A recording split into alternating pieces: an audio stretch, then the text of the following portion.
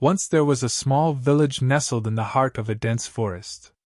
It was a peaceful place, and the villagers lived simple lives, farming the land and taking care of their families. But there was one thing that always hung over the village like a dark cloud: the legend of the creature in the forest. According to the legend, a long time ago, a group of hunters entered the forest in search of game. As they were tracking a deer, they stumbled upon a clearing, and in the center of the clearing stood a creature unlike any they had ever seen before. The creature was tall and thin, with elongated arms and legs. Its skin was a sickly pale color, and its eyes glowed red in the darkness. It had a mouth full of razor-sharp teeth, and its breath stank of death and decay.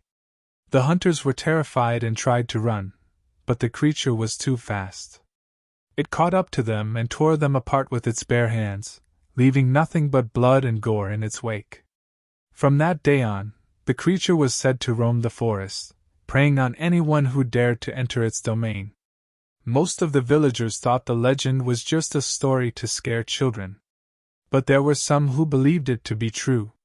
They knew that there were certain places in the forest that were best left untouched, and they avoided them at all costs.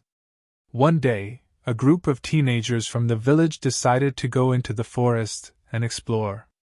They thought it would be exciting to see if they could find any trace of the legendary creature. They packed some food and water and set out early in the morning, determined to prove that the legend was nothing more than a myth.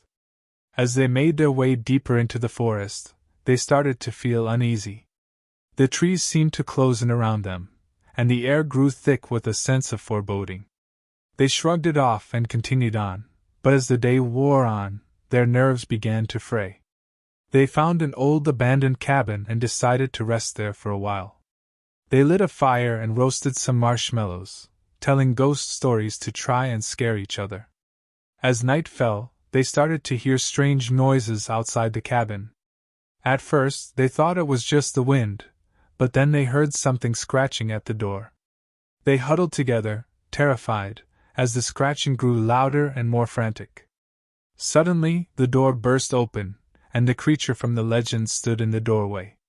The teenagers tried to run, but the creature was too fast. It chased them through the forest, its long limbs propelling it forward with frightening speed.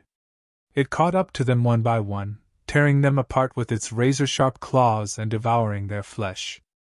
Only one of the teenagers made it back to the village alive. He was covered in scratches and bite marks, and his eyes were wild with terror. He told the villagers about the creature in the forest, and they realized that the legend was true after all. The villagers decided to stay away from the forest from that day on, knowing that the creature was still out there, waiting for its next victim. But every now and then, on a quiet night, they could hear the sounds of scratching at their doors and windows, and they knew that the creature was still out there, watching and waiting for its next opportunity to strike. Despite the villagers' newfound fear of the forest, there were still some who were curious about the creature. They wondered if there was a way to defeat it, or at least avoid being its next victim. One such person was a young man named David. He was brave and bold, and he had a strong desire to uncover the truth about the creature in the forest.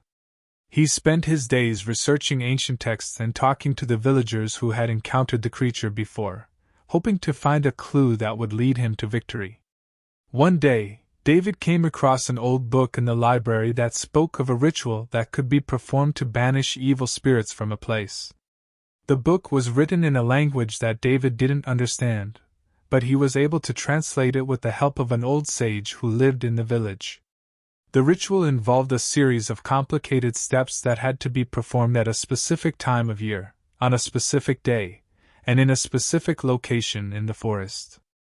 David knew that he had to act quickly if he wanted to banish the creature before it claimed any more victims. He gathered a group of villagers who were willing to help him, and they set out into the forest on the day of the ritual. They followed the instructions in the book to the letter, lighting candles and chanting incantations as they made their way through the woods. As they approached the clearing where the creature was said to dwell, they could feel a sense of dread creeping over them. The air grew cold, and the trees seemed to creak and groan in protest. Suddenly, they heard a low growl, and the creature emerged from the shadows. It was even more terrifying up close, with its glowing red eyes and razor-sharp claws. David and his companions stood their ground, determined to finish the ritual and banish the creature once and for all. They continued chanting and lighting candles, hoping that the power of the ritual would be enough to send the creature back to the abyss from whence it came. As they reached the climax of the ritual, a bright light appeared in the center of the clearing. The creature let out a blood-curdling scream as it was engulfed in the light, and then it vanished into thin air. David and his companions collapsed to the ground, exhausted but relieved that the ritual had worked. They had banished the creature from the forest, and they knew that their village was safe once again. But as they made their way back to the village, they couldn't shake the feeling that the creature wasn't truly gone. They knew that evil spirits could be very resilient, and they wondered if they had truly seen the last of the creature in the forest.